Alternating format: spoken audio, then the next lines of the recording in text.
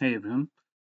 আজকে আমি আপনাদের টিউটোরিয়ালে দেখাবো যে কিভাবে ফিনল্যান্ডের রেসিডেন্স পারমিটের জন্য আপনারা এন্টার ফিনল্যান্ড ওয়েবসাইট ইউজ করে আপনাদের অ্যাপ্লিকেশন সাবমিট করতে পারবেন। সো অবভিয়াসলি আপনারা যারা অফার লেটার পাচ্ছেন এবং ফিনল্যান্ডের রেসিডেন্স পারমিট নিজে নিজে প্রসেসিং করতেছেন, হোপফুলি এই ভিডিওটা আপনাদের জন্য অনেক হেল্পফুল হবে। যেখানে আমি স্টেপ ওয়াইজ দেখাবো যে আসলে কিভাবে কি করতে হবে। ফার্স্ট অফ অল আপনাদের যেটা করতে হবে যে enterfinland.fi ওয়েবসাইটে হচ্ছে আপনাদের যাইতে হবে। জাস্ট enterfinland লিখে সার্চ দিলে চলে আসবে। তো এখানে এরকম একটা ইন্টারফেস আসবে। ইউজুয়ালি এই যে স্ট্রং আইডেন্টিফিকেশন ফর অ্যাপ্লিকেন্টস এটা আমাদের জন্য প্রযোজ্য না, পার্টিকুলারলি আপনি যখন ফার্স্ট টাইম বাংলাদেশ থেকে অ্যাপ্লাই করবেন। এরপর আপনাকে ইমেইল লগ ইনে যাইতে হবে, যেহেতু আপনি একদম নতুন আসছেন এবং আপনার অ্যাকাউন্ট নাই, জন্য হচ্ছে no no account create a new account. এটাতে ক্লিক করলে এরকম হচ্ছে আপনার আসবে। আসার পরে হচ্ছে create an account using your email address, এটাতে দিতে হবে। দেওয়ার পরে এখানে হচ্ছে আপনার first name, last name, date of birth, email address, phone number এবং এখানে পাসওয়ার্ড দিয়ে আপনার ক্রিয়েট এ ইউজার অ্যাকাউন্ট এটা দিতে হবে। আমার আসলে অলরেডি ক্রিয়েট করা আছে, এই জন্য আমি জাস্ট বলে দিচ্ছি কেমনে কেমনে করতে হবে। তো এই সব ইনফরমেশন দিয়ে আপনি যখন অ্যাকাউন্ট ক্রিয়েট করবেন তখন আপনার ইমেইল, যে ইমেইল অ্যাড্রেসটা এখানে ইউজ করবেন, ওইখানে হচ্ছে যে একটা কনফার্মেশন লিংক যাবে, ওই লিংকে ক্লিক করে আপনি হচ্ছে আপনার এন্টার ফিনল্যান্ডের অ্যাকাউন্ট অ্যাক্টিভেট করবেন এবং এরপরে হচ্ছে এরকম এই লগ ইন পেজ আসবে যেখানে হচ্ছে আপনি লগ ইন করবেন। আমি জাস্ট আমার যেহেতু অ্যাকাউন্ট ক্রিয়েট করা আছে আমি হচ্ছে ওইটাই দেখাবো। লগ ইন করার পরে সামটাইমস ওরা আপনার ইমেইলে একটা কোড দিবে, সামটাইমস দিবে না। আমার এখানে দেই নাই। এরপর যেটা করতে হবে, এখানে যাওয়ার পরে যেহেতু আপনার কোনো অ্যাপ্লিকেশন নাই, এর জন্য নিউ অ্যাপ্লিকেশনে ক্লিক করতে হবে। নিউ অ্যাপ্লিকেশনে ক্লিক করার পরে এখানে অনেকগুলো অপশন আছে, যেহেতু আপনি first time residence permit apply করবেন এই জন্য ফার্স্ট রেসিডেন্স পারমিটস এর ওইখানে ক্লিক করতে হবে। এরপরে হচ্ছে ক্লিক করার পরে আপনাকে অ্যাপ্রোপ্রিয়েট ক্যাটাগরি চুজ করতে হবে যে আপনি কোন জন্য যাচ্ছেন। আপনি যদি স্টাডির জন্য যান তাহলে স্টাডিজে ক্লিক করতে হবে, আপনি কাজের জন্য গেলে ওয়ার্কে দিতে হবে।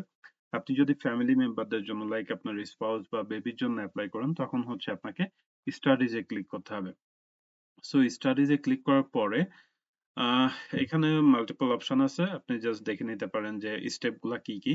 যে গেট রেডি মানে কি কি ডকুমেন্টস লাগবে সেগুলা রেডি করা, এরপরে fill in the application and pay the application fee, book an appointment to visit a service point, মানে ওই যে ইন্ডিয়াতে যাইতে হবে, ইন্ডিয়া, এরপরে visit the selected authority to prove your identity and finally follow the processing, যে আপনি embassy face করে আসার পরে কি হবে সেইগুলা। ফিল ইন দ্য অ্যাপ্লিকেশন ফর্মে গেলে মেইন এবার হচ্ছে আপনার অ্যাপ্লিকেশন ফর্ম চলে আসছে। এখানে আপনাকে ফিল আপ করতে হবে।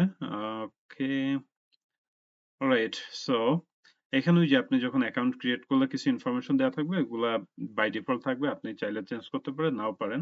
এখানে এই যে first family name, first name, gender দিলেন, ডেট অফ বার্থ আমি একটা দিয়ে রাখছি, letter part of the finished personal identity code এটা আপনার দেওয়া লাগবে না। আমি আসলে সব ইনফরমেশন ফিল আপ করতেছি না, কারণ এটা করতে গেলে অনেক সময় লাগবে। And country of birth obviously আপনি বাংলাদেশ চুজ করবেন এখান থেকে, প্লেস অফ বার্থ আপনি দিলেন। এরপর সিটিজেনশিপ হচ্ছে অবশ্যই আপনার Bangladesh, native language Bengali, where it is, come on, okay, Bengali language, preferred language of contact মানে এম্বাসি আপনার সাথে কোন ল্যাঙ্গুয়েজে কন্ট্যাক্ট করবেন সেটা অবশ্যই ইংলিশ দিবেন। আর এর অকুপেশন হচ্ছে আপনি স্টুডেন্ট দিয়েন, যেহেতু আপনি স্টুডেন্ট। আর কারেন্ট এডুকেশন আপনি যদি কলেজ কমপ্লিট করেন তাহলে সেকেন্ডারি এডুকেশন, সেকেন্ডারি লেভেল।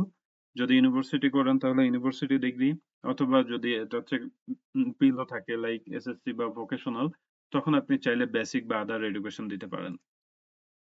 এরপর হচ্ছে কন্ট্যাক্ট ইনফরমেশন।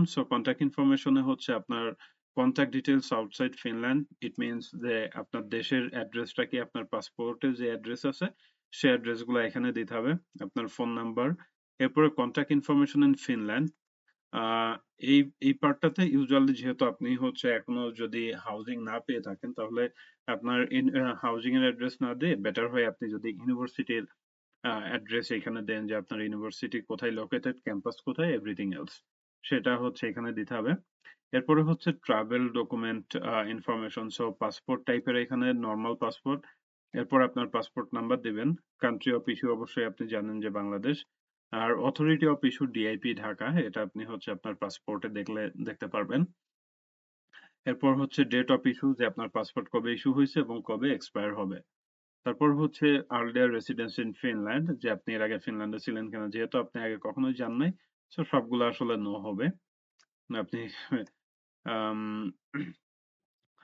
এরপর ম্যারিটাল স্ট্যাটাস, আপনি যদি সিঙ্গেল থাকেন তাহলে সিঙ্গেল দিবেন, আর যদি ম্যারিড থাকেন তাহলে ম্যারিড দিলে তখন অ্যাডিশনাল কিছু ইনফরমেশন ফিল আপ করতে হবে, যে আপনার স্পাউসের ফার্স্ট নেম, লাস্ট নেম, স্পাউসের জেন্ডার, তারপর হচ্ছে পার্সোনাল আইডেন্টিটি কোড অবভিয়াসলি থাকবে না, এটা নো। এরপর হচ্ছে আপনার ডেট অফ বার্থ দিতে হবে, আই মিন স্পাউসের date of birth, country of birth, place of birth, current citizenship, এগুলো দিতে হবে। এরপর আপনার স্পাউস যদি আপনার সাথে রেসিডেন্স পারমিটের জন্য অ্যাপ্লাই করে, তাহলে is applying for or intense to apply for a finish residence permit, এটা দিতে হবে। বাট আপনি যদি আপনার স্পাউসের সাথে মুভ করতে না চান, তখন will not move to Finland দিবেন।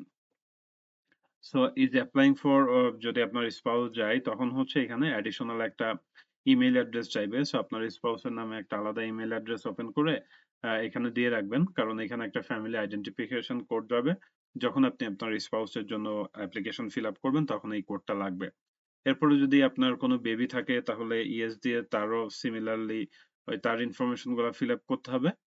আর যদি না থাকে তাহলে নো। সো আমি এটা জাস্ট নো করে রাখতেছি। Are you married, single, okay. So এখন বেসিক ইনফরমেশন চলে গেল, এরপরে নেক্সট পেজ।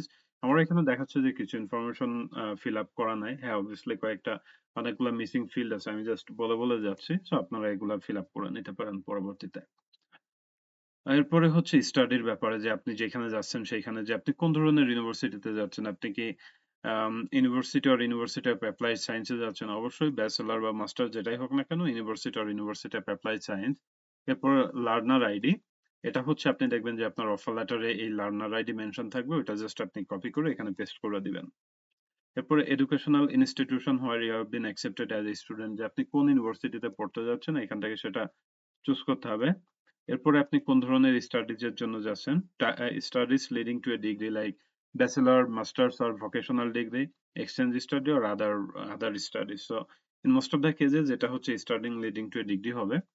এরপরে হচ্ছে যে কোন ডিগ্রিতে যাচ্ছেন, আপনি ব্যাচেলরের জন্য, মাস্টার্স এর জন্য, অথবা অন্যটা। লেটস সে আপনি পিএইচডি এর জন্য যাচ্ছেন, তখন এটা আদার্স চুজ করতে হবে, চুজ করে এখানে মেনশন করে দিলেন। এরপরে আপনি কোন ল্যাঙ্গুয়েজে পড়বেন, অবশ্যই হচ্ছে ইংলিশ ল্যাঙ্গুয়েজে। এরপর আপনার স্টাডি কবে বিগিন হবে, কবে শেষ হবে, সেটার এস্টিমেটেড ডেট। সো আপনি এখানে হচ্ছে যে আপনার অফার লেটারে দেখবেন যে ডেট দেওয়া আছে, যে কবে শুরু হবে এবং কবে শেষ হবে, সেই ডেটটা দেখে এখানে বসাতে হবে। এরপরে হচ্ছে are you applying for a permit for a shorter period than the duration of your studies? No, যে আপনার স্টাডিজ যতদিনের আপনি ততদিনের জন্য অ্যাপ্লাই করতেছেন। এরপর আপনি নর্মালি অফার লেটার পাওয়ার পরে অ্যাটেন্ডিং স্টুডেন্ট হিসাবে ইউনিভার্সিটিতে রেজিস্টার করতে হয়। সো বেটার এটা ইয়েস দেওয়া এবং মেনটেন, আপনি এটা রেজিস্টার করে নিলেন। And explain why you wish to study at this particular educational institution in Finland, যে আপনি ওই পার্টিকুলার ইউনিভার্সিটিতে কেন যাচ্ছেন সেটার একটা রিজন এখানে ৩-৪ লাইনে আপনি এক্সপ্লেইন করে দিলেন। এরপরে হচ্ছে যে are you coming to Finland because you are completing a joint degree in a joint study program? The answer is no. Joint degree মানে হচ্ছে যে ধরেন আপনি যে ডিগ্রিতে যাচ্ছেন ওই ডিগ্রিটা যদি দুইটা ইউনিভার্সিটির মধ্যে হয়ে থাকে ওটাকে জয়েন্ট ডিগ্রি বলে। যদি আপনার সেরকম হয়ে থাকে আপনি ইয়েস দিবেন, না হলে no. But in most of the cases এটা নো। এইসব ইনফরমেশন দেওয়ার পরে আপনি নেক্সট পেজে যাবেন। এখানেও দেখাচ্ছে যে কিছু ফিল আপ হয়, কিছু মিসিং আছে, অবভিয়াসলি মিসিং আছে। এন্ড এরপর হচ্ছে যে আপনার টিউশন ফি স্কলারশিপ নিয়ে, যে আপনার টিউশন ফি দিতে হবে কিনা। যদি দিতে হয় তো ইয়েস, যদি দিতে হয় বাট আপনি স্কলারশিপ পাইছেন তখন yes, but I have been granted scholarship for the tuition fee, এটা চুজ করবেন। আর যদি একেবারেই আপনার টিউশন ফি না থাকে তাহলে নো দিবেন। এরপরে হচ্ছে how you will secure your income in Finland. So এখানে হচ্ছে যে আপনি how many scholarship you have been awarded for your living cost. So living কস্টের জন্য আপনাকে কোনো স্কলারশিপ দিছে কিনা। ইউজুয়ালি এখন লিভিং কস্টের জন্য স্কলারশিপ নাই, সেটা আপনি জিরো দিবেন, বাট আপনার যদি থেকে থাকে আপনি দিতে পারেন। এরপরে হচ্ছে যে আপনি কিভাবে ফান্ড ম্যানেজ করবেন। I have other income or I have my own funds, এখান থেকে অ্যাপ্রোপ্রিয়েট যে জিনিসটা সেটা চুজ করতে হবে। So what else? Let's say এখানে আমরা জিরো দিলাম। I have other incomes or fund, এটা দিলেন। এরপরে হচ্ছে যে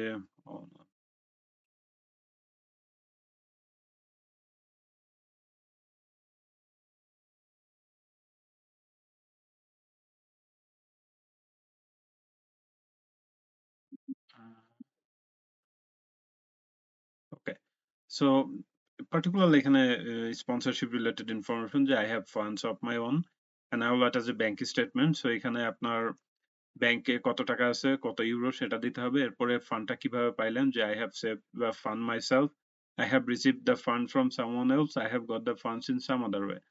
যেহেতু কেউ আপনাকে স্পন্সর করতেছে এখানে আপনি I have received the fund from someone else দিতে হবে এবং এখানে একটু ব্রিফলি বলে দিতে হবে যে কে টাকাটা দিয়েছিল এবং সেই টাকাটা সে কিভাবে পেয়েছে, মানে স্পন্সরশিপ রিলেটেড ইনফরমেশন।